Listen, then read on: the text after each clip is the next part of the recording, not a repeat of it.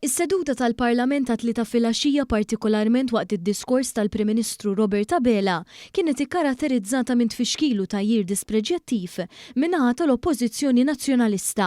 Il-Wip tal-Gvern Naomi Kakija kienet preżenti waqt din is-seduta u f'kummenti ma' One News spjegat li d-Deputat Nazzjonalista Karol Aquilina spikka f'dan kollu bl-aktar mod negattiv. Rajna ħafna insulti u kliem dispreġjattiv fil-konfront ta' membri tal-Gvern. Mod partikolari naħseb kien hemm id-Deputat Edward Zammit Lewis, id-Deputat Carmelo Abela u anke lejn il-Prim Ministru innifsu.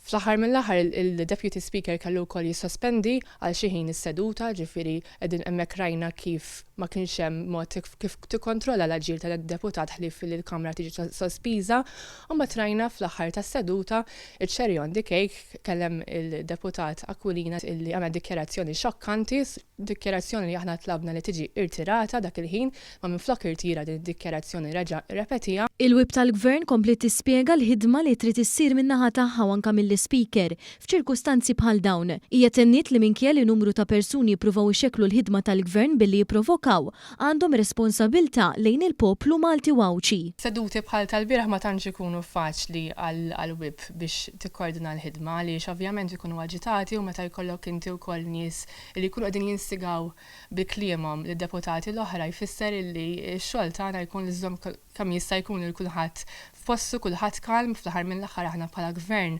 għandna responsabilità kbira, għandna responsabilità mal-poplu Malti Wawċi biex inkomplu bil-programm leġislattiv tagħna lura huwa dmir tagħna li ma nħallu l-ħadd u xejn ixekkel din il-ħidma.